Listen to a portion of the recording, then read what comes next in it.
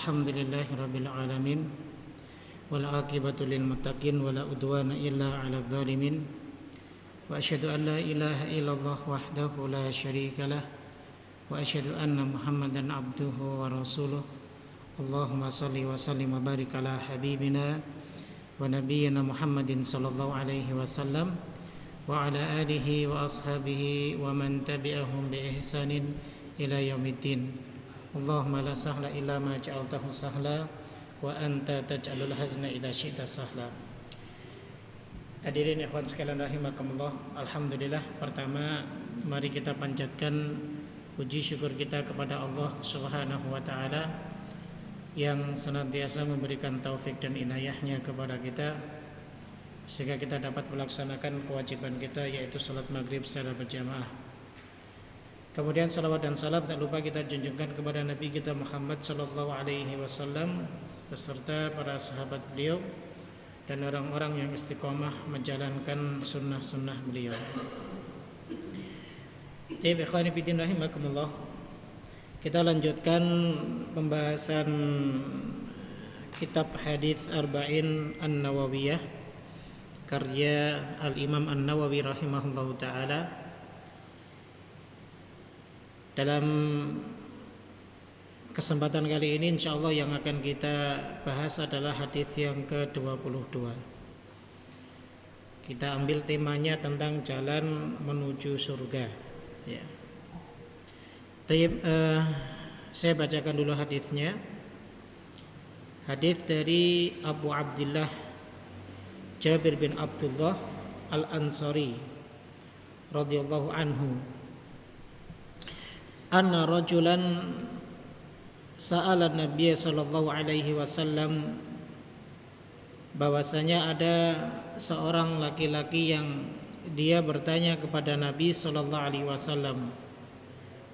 Faqala, dia berkata, ya Rasulullah, wahai Rasulullah, ara'aita, bagaimana pendapat Anda, idza shallaitul maktubat, jika aku telah mengerjakan salat yang diwajibkan, yaitu salat 5 waktu, ya.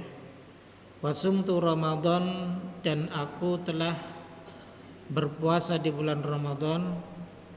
Wa ahlaltul halal, dan aku menghalalkan apa yang telah dihalalkan. Wa harramtul haram, dan aku mengharamkan apa yang diharamkan. Walam azid ala dzalika syai'an, dan aku tidak menambahnya sedikit pun dari amalan-amalan tersebut. A'adkhulul jannah, apakah aku bisa masuk surga?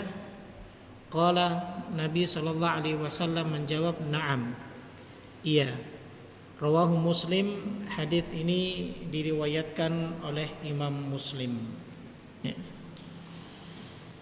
Tayyib jamaah rahimakumullah, kita bahas kandungan hadis ini, ya. Sebelum kita masuk ke dalam pembahasan tentang kandungan hadis ini, sedikit kita menyinggung perawi a'la dalam hadis ini, yaitu sahabat Jabir bin Abdullah. Sahabat Jabir bin Abdullah ini putra dari Abdullah bin Al-Haram, salah satu dari sahabat Nabi sallallahu alaihi wasallam, sahabat yang Allah berikan kemuliaan kepadanya bisa wafat dan syahid di medan perang Uhud. Dan kita tahu bahwa dalam peperangan Uhud itu banyak sekali para sahabat yang syahid, ya. Ada sekitar 70 hingga 80 sahabat yang syahid dalam perang Uhud. Di antaranya adalah paman Rasulullah sallallahu alaihi wasallam sendiri yang bernama Hamzah bin Abdul Muttalib radhiyallahu taala anhu. Begitu. Nah, sahabat Jabir bin Abdullah ini jemaah, ya, seorang sahabat yang terkenal memiliki sikap peduli terhadap Rasulullah sallallahu alaihi wasallam. Jadi sahabat yang sangat peka sekali dengan keadaan Rasulullah. Sehingga ketika sahabat Jabir bin Abdullah ini melihat keadaan Rasulullah yang sekiranya membutuhkan sesuatu, maka sahabat Jabir bin Abdullah ini beliau langsung tanggap dan berusaha untuk memenuhi apa yang dibutuhkan oleh Rasulullah SAW. Ya, mungkin sudah pernah saya ceritakan di sini tentang kisah perang Khandaq, ketika kaum muslimin sudah sepakat untuk membuat parit yang lebarnya tidak bisa dilompati oleh kuda sekencang apapun. Andaikan kuda itu sudah jatuh ke dalam parit, tidak bisa naik ke atas kembali. Itu atas masukan dari sahabat Salman Al-Farisi radhiyallahu taala anhu. Ya.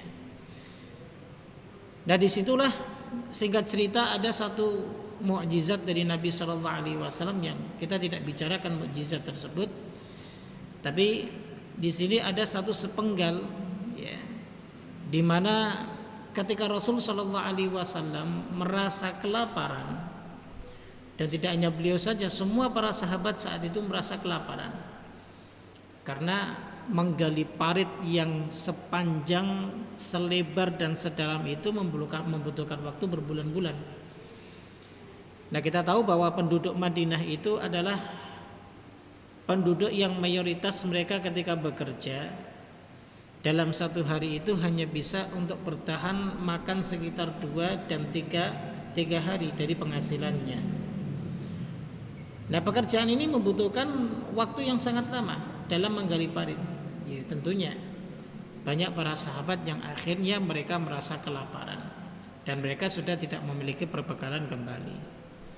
Ketika mengadu kepada Rasulullah, ternyata Rasulullah pun lapar.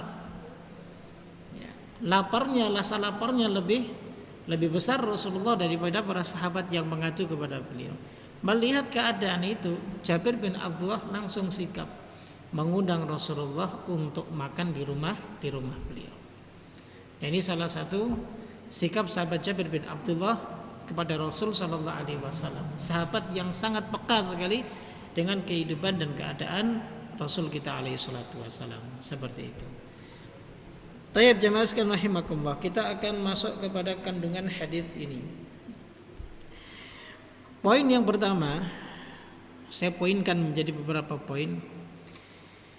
Di dalam hadis ini tidak disebutkan tentang amalan haji dan zakat. Jadi seorang laki-laki ini ketika bertanya kepada Nabi Shallallahu Alaihi Wasallam, wahai Rasulullah, bagaimana menurutmu jika aku sholat 5 waktu, berpuasa di bulan Ramadan, menghalalkan yang halal dan mengharamkan yang haram, aku tidak menambah amalan selain daripada ini semua, apa aku bisa masuk surga? Dan jawaban Nabi, iya. Padahal kita tahu bahwa zakat itu juga termasuk kewajiban. Kemudian berhaji pun juga termasuk kewajiban. Tapi kenapa ketika sahabat ini bertanya kepada Rasulullah tidak menyebutkan haji dan tidak menyebutkan zakat, kemudian dia bertanya apakah dia bisa masuk surga, Rasul Shallallahu Alaihi Wasallam langsung menjawab iya. Kenapa Rasulullah tidak menyebut saja, oh kurang, ya, kamu harus menunaikan haji juga, kamu harus membayar zakat juga. Nah, di sini ikhwan sekalian rahimakumullah, ya, para ulama menyebutkan bahwa bisa jadi, ya, kenapa sahabat ini tidak menyebutkan zakat, ya, karena dia mungkin bukan dari golongan orang-orang kaya. Karena zakat itu diambil tu'khadhu min aghniyaihim wa turaddu ila fuqaraihim. Zakat itu diambil dari orang-orang kaya di antara kita dan diberikan kepada orang-orang miskin juga di antara kita. Ya. Sehingga meskipun sahabat ini tidak menyebutkan kata zakat atau membayar zakat, maka Rasul Shallallahu Alaihi Wasallam tidak membebani dia Dan beliau hanya langsung menjawab na'am, artinya iya, kamu bisa masuk surga. Itu alasannya begitu. Ya. Kemudian yang kedua, kenapa juga tidak menyebutkan haji? Karena bisa jadi saat sahabat ini bertanya kepada Rasulullah sallallahu alaihi wasallam, syariat haji itu belum diwajibkan. Kapan diwajibkan syariat haji, Pak? Ada yang tahu? Kapan disyariatkan ibadah haji? Disyariatkan ibadah haji, kewajibannya itu ya ketika Rasulullah Shallallahu Alaihi Wasallam menunaikan haji wada. Ya, jadi di tahun berapa? Di tahun 10 atau 11 Hijriah. Ya. Jadi itu mulai disyariatkan kewajiban haji. Sehingga meskipun sahabat ini tidak menyebutkan dia tidak menunaikan ibadah haji, itu tidak menjadi masalah bagi Rasulullah Shallallahu Alaihi Wasallam. Dan beliau langsung menjawab, na'am, iya, engkau bisa masuk surga. Ya. Makanya sebab itu lelaki ini hanya menyinggung ibadah sholat dan ibadah puasa saja. Karena bisa jadi ibadah sholat dan ibadah puasa ini saja yang baru disyariatkan pada saat itu, saat sahabat tersebut bertanya kepada Rasulullah SAW. Ini sebagaimana yang disebutkan oleh Syekh Muhammad bin Shalih Al-Utsaimin rahimahullahu taala. Begitu jemaah. Oleh karenanya, ya, Rasulullah SAW adalah seorang yang sangat piawai sekali dalam bermuamalah dengan orang lain. Bahkan beliau merupakan seorang guru yang wajib bagi kita untuk kita teladani. Bagaimana tidak? Setiap pertanyaan yang hampir sama ditanyakan oleh beberapa sahabat yang berbeda, Rasul Shallallahu Alaihi Wasallam tidak menjawab dengan jawaban yang sama. Terkadang ketika ada sahabat yang datang kepada Rasul Shallallahu Alaihi Wasallam mempertanyakan, ya Rasulullah, wahai Rasulullah, ayul a'mal ahabbu wa 'adhamu indallah, amalan apa yang paling dicintai dan yang paling besar pahalanya di sisi Allah? Kadang Rasulullah mendahulukan birrul walidain. Kadang juga Rasulullah mendahulukan as-salawatu ala waktiha, salat tepat pada waktunya. Beliau akan selalu melihat siapa yang bertanya di hadapan beliau. Ya. Jadi inilah yang disebut dengan apa? Dengan uslubud dakwah. Bagaimana kita bisa menyampaikan dakwah ini kepada masing-masing orang yang tentunya dari background yang tidak sama. Sehingga kalau kita berhadapan di hadapan orang-orang yang benar-benar awam, yang belum pernah mengikuti majelis ilmu, yang belum pernah mengikuti kajian ilmiah, yang sifatnya hanya misal kalau ada pengajian umum datang saja, nggak ada isinya pengajian, isinya hanya sekedar sholawatan saja. Jadi dia belum terbiasa untuk mendapatkan firman Allah, untuk mendengarkan sabda sunnah Rasulullah Sallallahu Alaihi Wasallam. Sehingga kalau kita katakan bahwa jenggot ini sunnah, mereka asing. Sehingga kalau kita katakan celanamu harus singkrang, mereka juga asing. Karena mereka mungkin belum terbiasa untuk mendengarkan hadis-hadis yang begitu banyak jumlahnya. Ya kan? Sehingga dari itu, ya, bagi para pendakwah ataupun bagi kita yang misalnya punya potensi untuk bisa menyampaikan kebaikan kepada orang lain, maka kita harus cari tahu dahulu, ya, ini kondisi umatnya bagaimana, keadaan jamaahnya seperti apa, yang mau bertanya itu orangnya bagaimana, kita harus tahu. Tidak perlu kita menjawab dengan jawaban yang begitu panjang sehingga tidak dimengerti oleh orang lain. Cukup kita tahu, kemudian kita jawab secara singkat agar supaya dapat memberikan pemahaman kepada orang tersebut. Nah, ini yang paling penting, yang harus kita contoh, yang harus kita teladani dari Rasulullah sallallahu alaihi wasallam. Makanya, ikhwan sekalian rahimakumullah, ada satu ungkapan yang disebut oleh Rasulullah sallallahu alaihi wasallam. Kata beliau alaihi salatu wasallam, "Utitu jawami'al kalim." Aku diberi kecerdasan untuk menyampaikan sedikit kalam, akan tetapi memiliki makna syariat yang begitu luas. Jawaban sederhana Rasulullah, na'am. Iya. Bisa jadi bukan hanya amalan-amalan ini saja kok. Tapi andaikan orang ini mengerjakan amalan-amalan ini yang diwajibkan, fokus hanya amalan kewajiban saja, maka dia bisa masuk surga. Jadi jawaban yang singkat tapi sebenarnya memiliki makna yang begitu luas. Nah, ini sisi kecerdasan Rasulullah SAW dalam menyampaikan dakwah. Ya, sekali lagi, karena ini merupakan tuntunan dari Allah kepada Rasul kita SAW agar setiap syariat wahyu yang Allah amanahkan kepada beliau bisa tersampaikan kepada orang yang paling jahil di antara mereka, orang yang paling bodoh di antara mereka bisa memahaminya. Jadi seperti itu. Tayyib. Kemudian poin yang kedua, jemaah,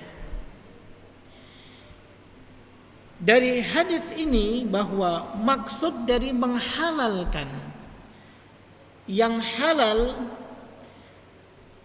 adalah melakukan atau menggunakan sesuatu yang halal dengan meyakini bahwa ia dihalalkan oleh Allah Subhanahu wa taala.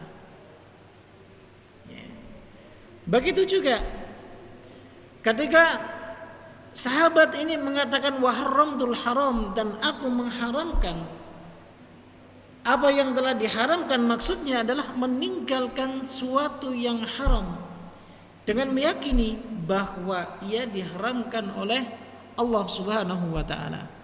Dan keyakinan ini, jamaah, wajib bagi kita untuk kita fahami dan kita tanamkan baik-baik dalam diri kita. Kenapa?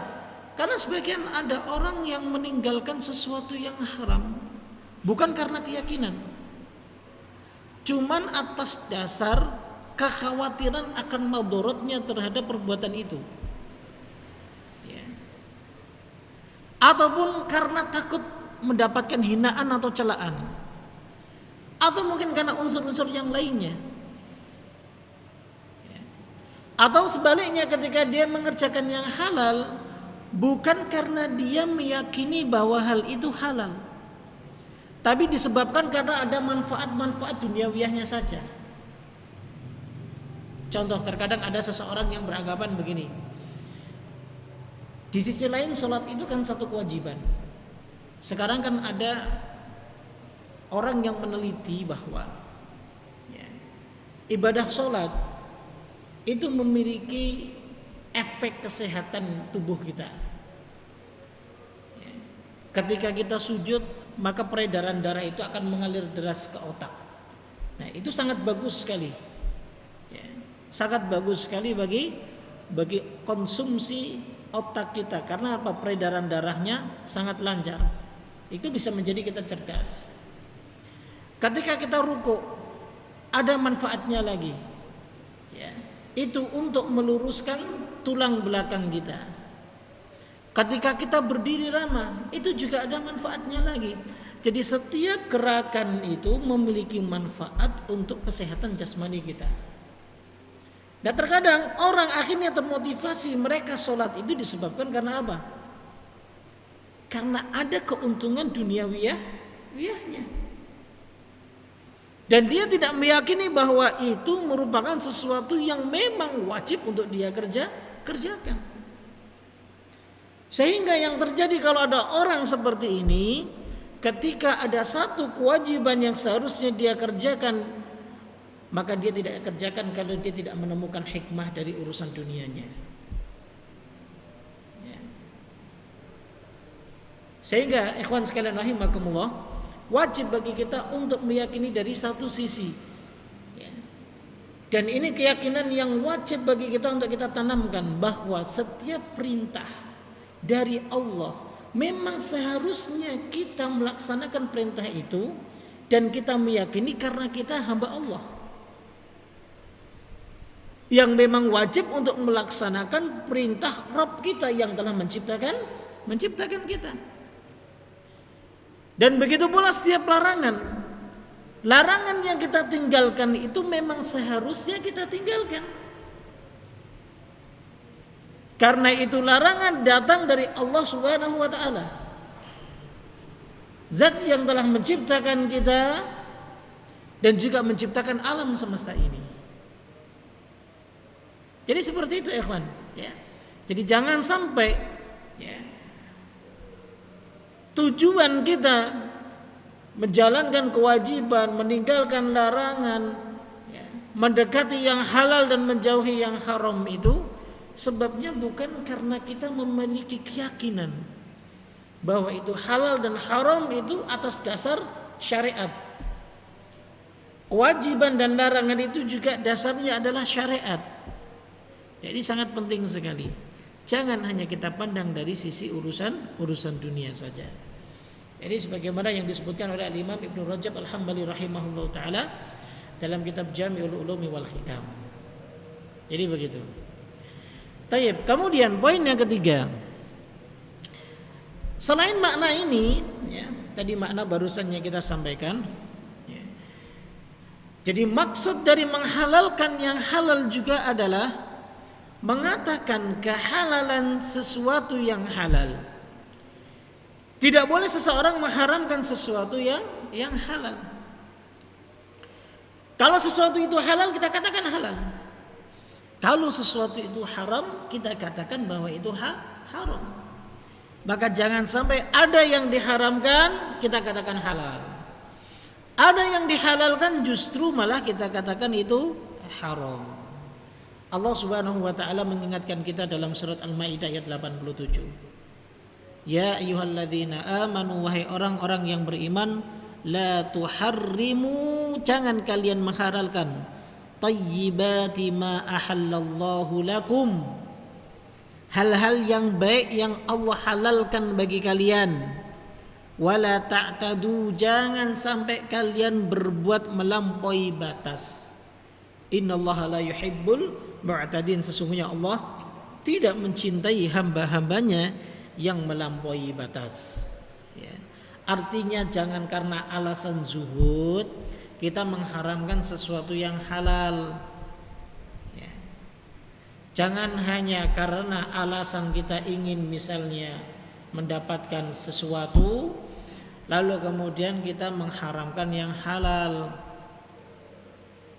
Jadi begitu, jangan menghalalkan yang haram tidak boleh, mengharamkan yang halal pun tidak boleh. Orang-orang Nasrani, pendeta-pendeta mereka mengharamkan menikah, padahal menikah itu hukumnya halal.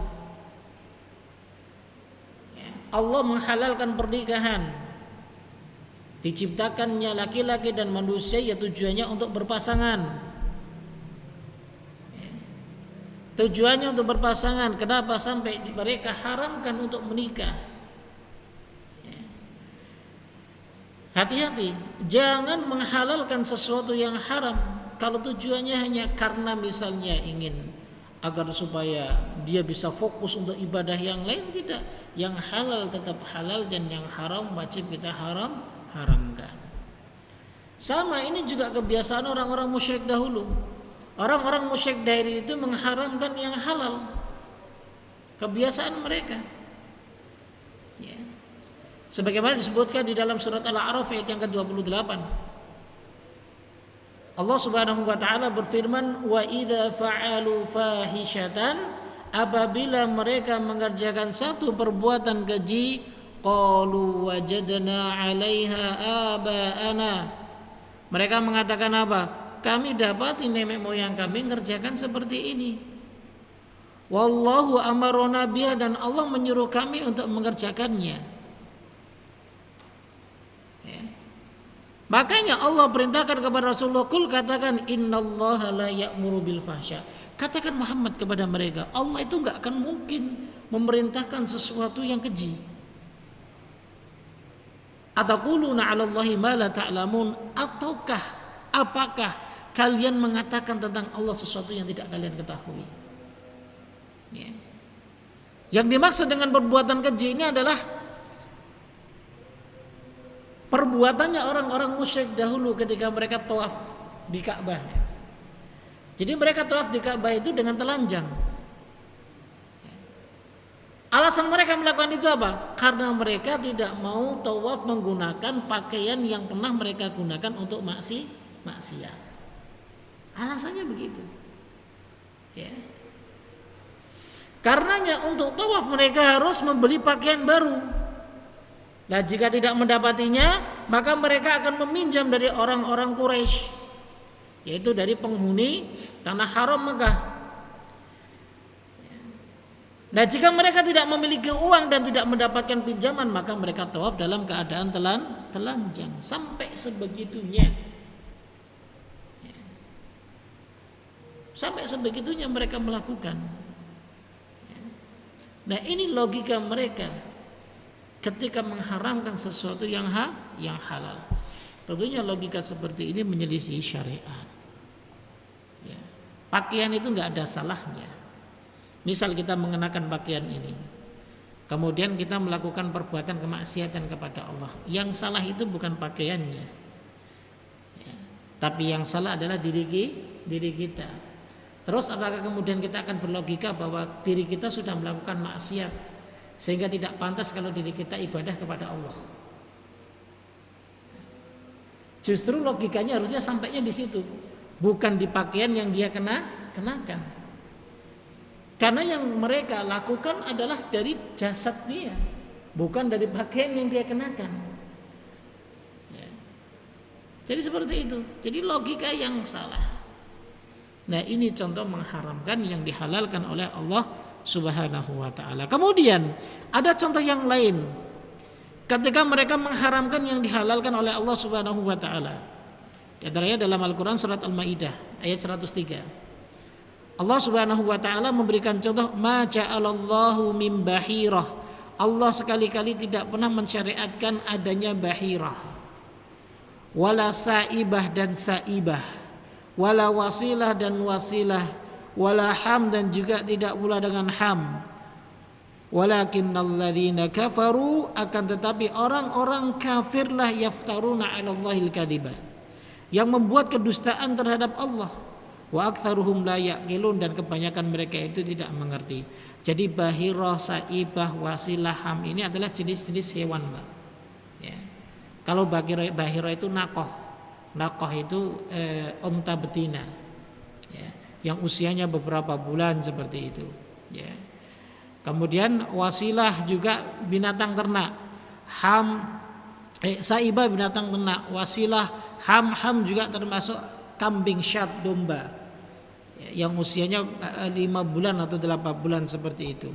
Dia itu diharamkan bagi mereka. Karena apa? Mereka anggap ini merupakan binatang-binatang yang dikeramatkan. Jadi tidak boleh disembelih dan tidak boleh dimakan. Maka Allah pun menegur mereka. Yaitu dalam surat Al-Maidah ayat 87 itu, la tuharrimu thayyibati ma halallahu lakum. Jangan kalian mengharamkan hal yang dihalalkan oleh Allah Subhanahu wa taala. Enggak boleh. Ya. Jadi itu dilarang, ya. Sehingga apa saja yang dihalalkan oleh Allah, maka kita gunakan, selama kita tidak berlebih-lebihan dalam menggunakannya.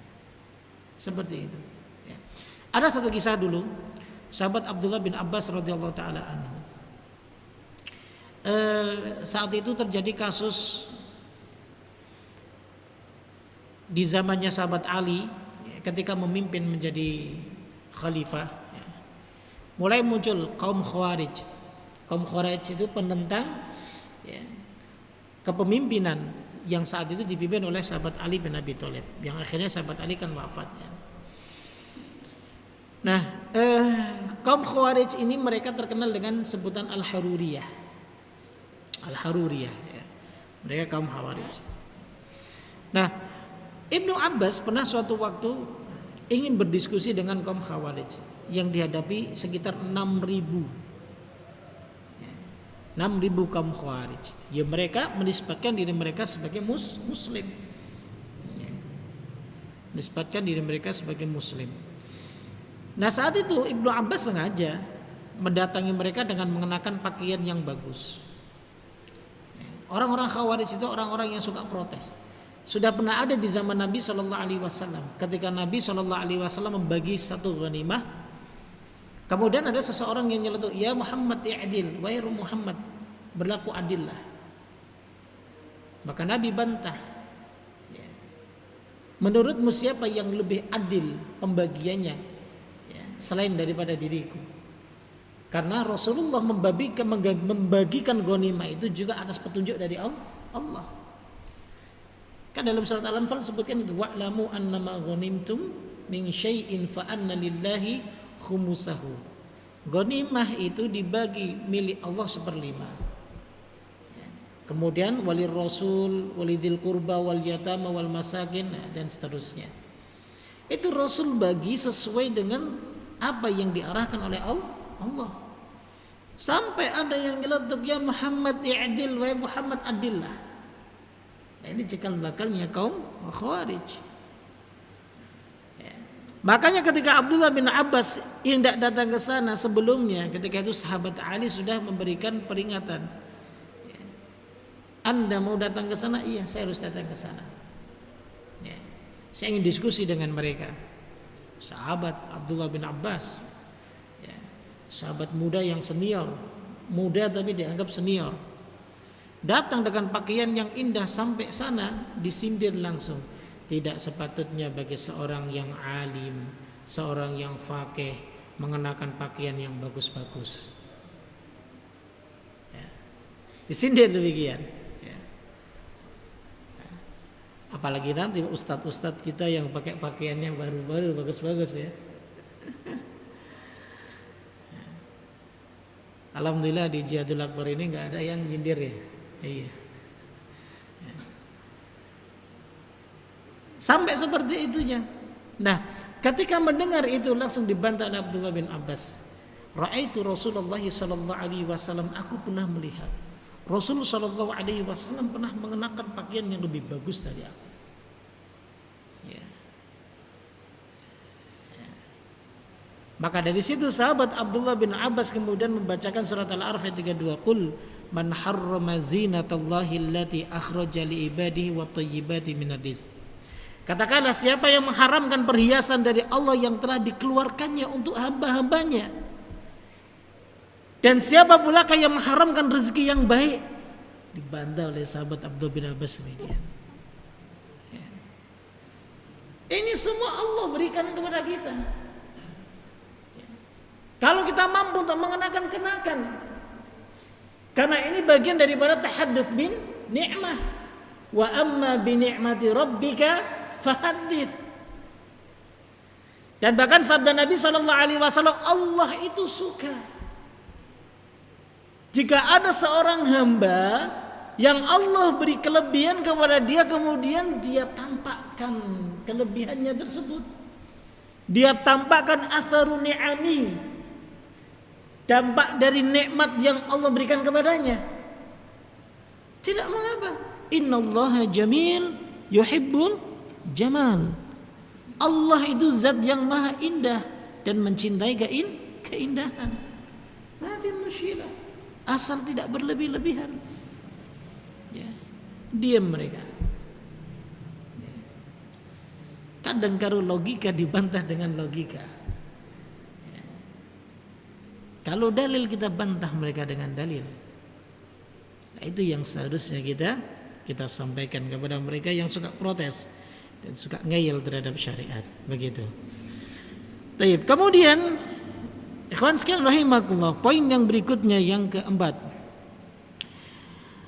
tentang hadis ini. Hadis ini menunjukkan bahwa masuk surga itu ternyata peluangnya sangat besar, ya ikhwan. Ya. Makanya jangan menjadi hamba yang pesimis. Allah itu menekankan di beberapa tempat kalimat la tayasu min rahmatillah. Jangan kalian berputus asa dari rahmat Allah. Bayangkan ada seseorang yang tanya, saya cuman bisa ngelakuin sholat 5 waktu, puasa di bulan Ramadan. Kalau yang Allah halalkan saya dekati, yang Allah haramkan saya tinggalkan. Ya. Sesimpel itu dia bisa mengamalkannya. Kalau kita sekarang harus belajar lagi, ya kan? Tata cara sifat sholat Nabi bagaimana, ya, wudunya bagaimana.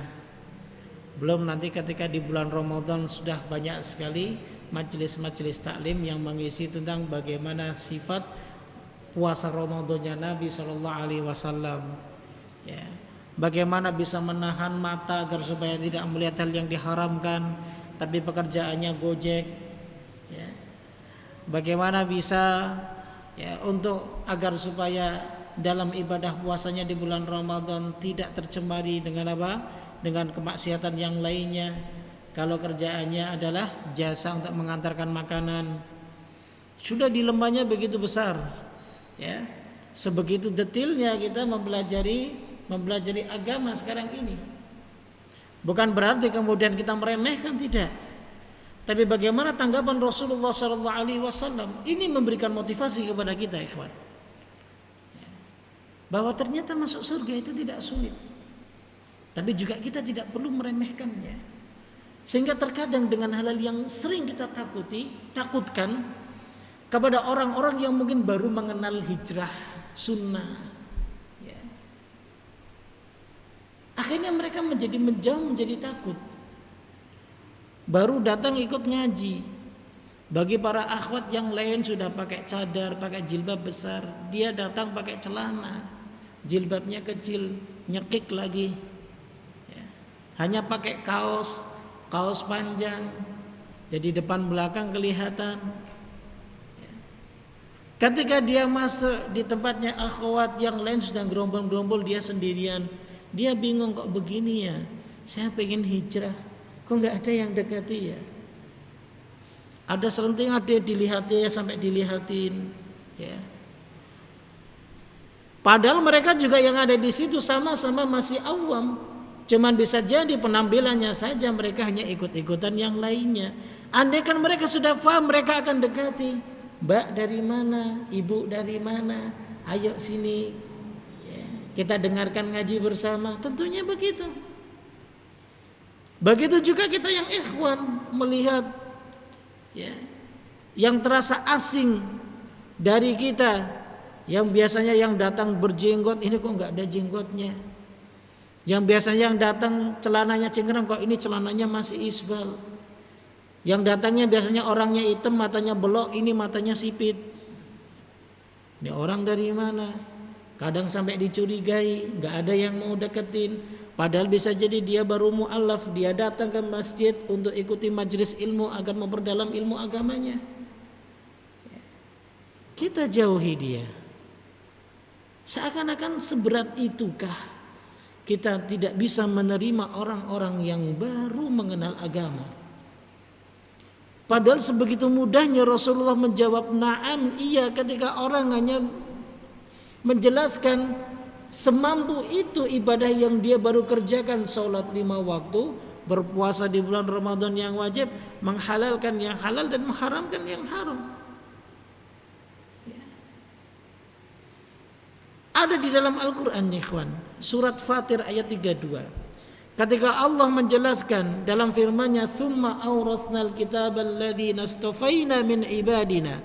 Kemudian kitab itu kami wariskan kepada orang-orang yang kami pilih di antara hamba-hamba kami. Ada berapa golongan?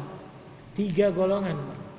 Faminhum dzalimun li nafsi. Ada golongan orang yang zalim terhadap diri dia sendiri, pelaku dosa. Ya. Pelaku dosa. Wa minhum muqtasid, ada orang yang tengah-tengah. Yang tengah-tengah itu yang hanya menjalankan kewajiban saja, yang sunnah belum dia mampu untuk kerjakan. Dan yang ketiga, wa minhum sabiqum bil khairat, di antara mereka ada yang sabiqum bil khairat, berlomba-lomba dalam kebaikan. Artinya apa? Yang sunnah juga dibabat habis. Ya. Biidnillahi, dengan izin Allah. Dzalika huwal fadlul kabir, yang demikian itu adalah karunia yang amat besar. Coba ayat berikutnya Bapak. Allah sebutkan apa? Jannatu adni yadkhulunaha. Bagi mereka surga Aden yang mereka akan masuk ke dalamnya. Kata Imam Al-Qurtubi ya, radhiyallahu taala an, dan beberapa para mufassir yang lainnya, mereka mengatakan begini. Allah dalam ayat yang berikutnya ini mengatakan yadkhulunaha. Allah menggunakan af'alul khamsah di antara fi'il yang 5 yang mengandung makna jamak. Dan jamak yang dimaksud adalah mencakup semuanya. Dan Allah tidak menyebutkan istilah tab'id. Tab'id itu hanya sebagian saja, tidak. Tapi Allah katakan yadkhulunaha. Semua, baik itu zalimun li nafsi, muqtasid atau sabiqum bil khairat, mereka akan masuk ke dalam surga. Subhanallah. Makanya kata para ulama apa? Yang wajib bagi kita garis bawahi huruf wawu di sini. Wawu jamaah. Seakan-akan semuanya orang zalim, orang muqtasid, selama dia tidak melakukan kekufuran dan kesyirikan, mereka ada peluang untuk bisa masuk surga. Mereka ada kesempatan untuk bisa masuk surga. Ya. Maka para ulama bahasanya mengatakan apa? Kalimat wawu di sini dalam firman Allah yadkhulunaha, yang maknanya mereka layak untuk ditulis dengan tinta air mata. Untuk memberikan motivasi. Kita berdosa, tapi kita masih pantas kok untuk mendapatkan surga Allah Subhanahu wa taala. Ya. Jika kita tetap optimis. Karena terkadang kita tergoyah dengan perkataan-perkataan orang-orang sufi. Ya. Aku tidak pantas untuk masuk ke dalam surgamu. Tapi aku juga tidak kuat untuk menahan panasnya api nerakamu. Dan terus ente mau masuk mana? Hah? Baru musim panas aja ini di Jakarta kita sudah kelabakan. Ya. Ketika musim dingin kita matikan AC kita. Merasa nggak pantas masuk surga, tapi juga tidak kuat menahan api neraka. Minta sama Allah. Rasul itu ajarkan kepada kita, kalau kau mau minta surga, jangan dengan kalimat harus tahu diri, tidak. Kalau kau ingin minta surga, minta kepada Allah surga Firdaus. Karena sudah tidak ada surga yang paling tinggi kecuali surga Firdaus. Untuk memberikan motivasi kepada kita. Wallahu a'lam bishawab. Nanti kita akan teruskan lagi mungkin pada pertemuan berikutnya. Baik, sebelum saya tutup ada yang ditanyakan, silakan.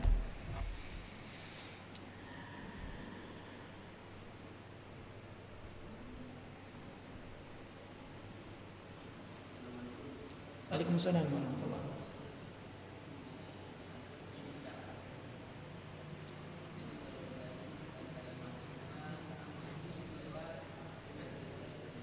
Gimana Pak? Hah?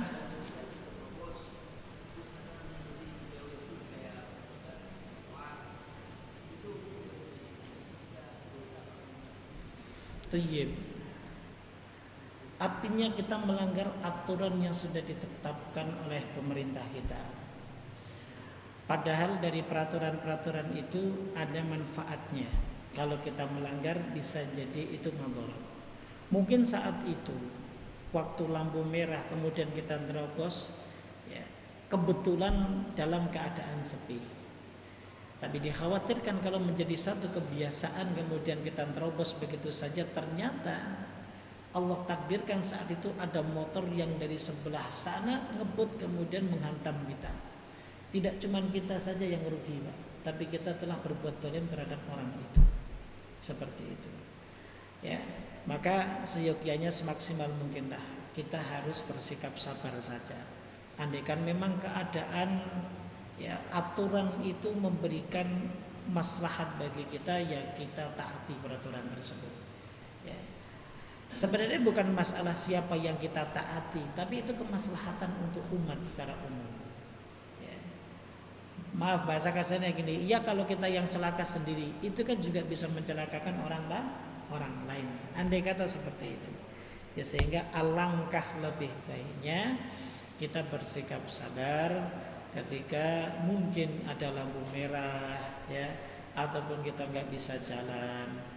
Kemudian kita bersabar, jangan melewati trotoar yang itu haknya pejalan kaki. Ya. Kalau itu digunakan haknya pejalan kaki, kita gunakan untuk motor, kira-kira kita zalim nggak dengan pejalan kaki? Zalim. Kita terhitung zalim. Ya. Sebenarnya yang sekecil itu sering kita lakukan, ya, sering kita lakukan, entah itu sadar ataupun tanpa disadari. Gejolak nafsu kita itu masih, wah, lampu merah kosong nih, terobos gitu saja. Tapi sekali lagi, itu bukan hak kita saat jalan, itu hak orang lain. Ya, ini sekali lagi ini nasihat kepada pribadi saya dan kepada kita semuanya lah. Mungkin yang kadang masih terlalu terbawa nafsu untuk buru-buru dalam mengendarai motor ataupun mobil, seperti itu. Tapi hati-hati, ada hak orang lain yang saat itu kita ambil. Meskipun itu tidak digunakan orang lain dalam keadaan sepi, tapi itu hak orang, bukan hak kita. Begitu Pak mungkin, ya. Wallahu a'lam bishawab.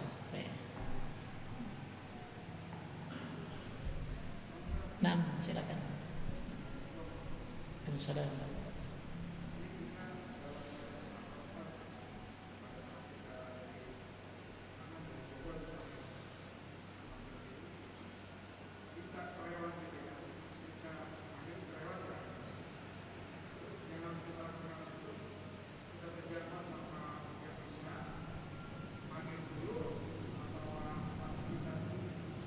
Baik. Ini nggak ada kaitannya sebenarnya dengan kajian kita. Saya kasih prolognya terlebih dahulu. Ini nggak apa-apa lebih, nggak apa-apa ya. Iya, saya kasih prolognya terlebih dahulu begini. Bahwa di zaman Nabi itu berbeda dengan zaman kita sekarang. Artinya zaman kita sekarang, dimanapun kita safar, di situ kita sudah bisa mendapati masjid yang sudah ada imam rawatibnya dan yang sudah biasa dilaksanakan sholat berjamaah. Adapun di zaman Nabi, safarnya Nabi SAW dan para sahabat, ketika singgah di tempat manapun mereka tidak mendapati masjid.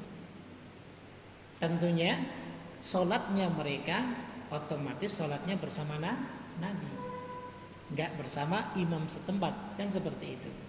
Sehingga sangat mudah sekali ketika di zaman Nabi itu kemudian terjadi safar bersama beliau, penyelesaiannya.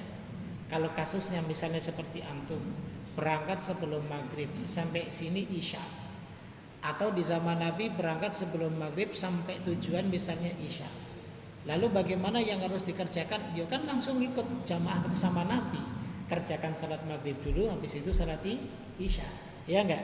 Karena ya saat itu bareng-bareng bersama para musafir yang lainnya, dan saat itu juga tidak didapatkan masjid kecuali ya tempat untuk sholat biasa saja.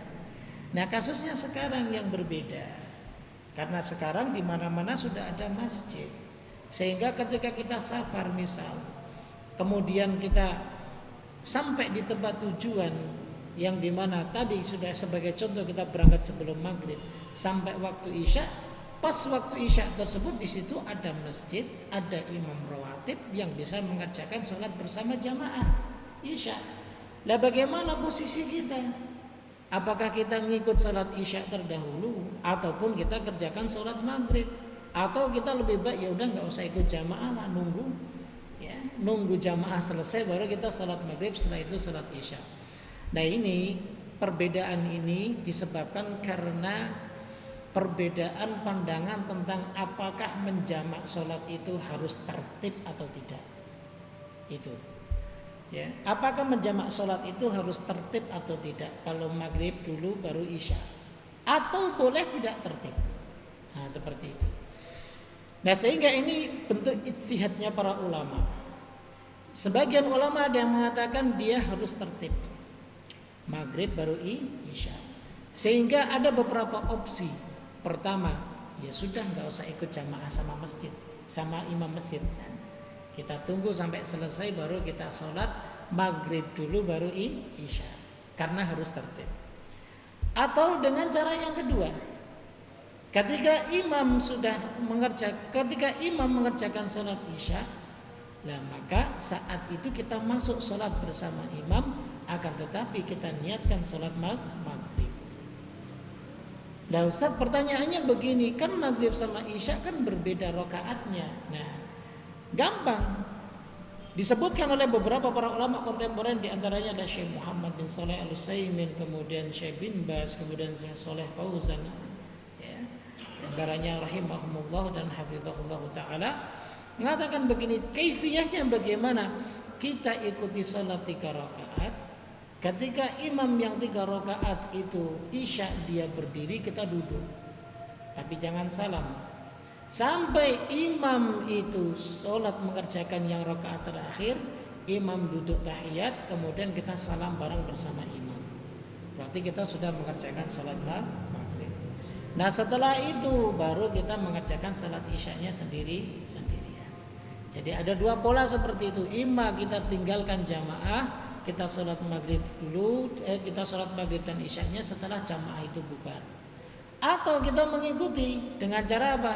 Dengan cara kita masuk di sholat isya tapi niat kita sholat maghrib. Ya itu bisa. Baik. Kemudian ada yang berpendapat bahwa tertib itu tidak perlu. Ketika kita masuk di waktu sholat itu, ya sholat itu yang punya hak untuk dikerjakan terlebih dahulu. Sehingga andaikan kita masuk sholat isya, maghribnya kita belum sholat, ya kita sholat isya dulu. Habis sholat isya baru kita sholat maghrib. Bagi yang berpandangan bahwa tertib itu tidak perlu. Nah, sekali lagi ini ijtihad ulama, ya kan? Bagaimana para ulama memberikan satu kesimpulan. Kenapa sekali lagi saya katakan, sebab di zaman Nabi SAW tidak terjadi keadaan sebagaimana keadaan kita sekarang. Safarnya mereka bersama Nabi ya tentunya melaksanakan jamaknya juga mereka sama Nabi. Sehingga tidak ada nggak tertib, itu nggak ada, pasti tertib. Maghrib dan isya dikerjakan maghrib terlebih dahulu. Nah seperti itu, monggo silakan, atau mau pilih yang mana, kan begitu. Tentunya yang dirojikan tadi yang kedua. Ya, harus kita ngikutin dahulu. Yang rojih yang pertama harus tertib, dan yang kedua ya kita ikuti tadi. Kalau isya ya kita ikut sholat dahulu. Ikut sholat bareng bersama imam itu. Kalau posisinya rakaatnya misalnya kita ketinggalan masbuk 1 rakaat, ya itu sudah beruntung, ya kan, tinggal mengerjakan 3 kan selesai. Atau misalnya kita masbuk 2 rakaat, ya kita tinggal nambahi 1 rakaat saja, kan begitu ya, jadi begitu ya. Atau kalau kita masih ragu, ya sudah nggak usah ikut jamaah, karena kan rukhsah juga kok, orang safar kok, ya enggak? Dan seperti itu. Wallahu a'lam bishawab. Baik, kita cukupkan. Subhanakallah wa bihamdika, asyhadu an la ilaha illa anta, astaghfiruka wa atubu ilaik. Assalamualaikum warahmatullahi wabarakatuh.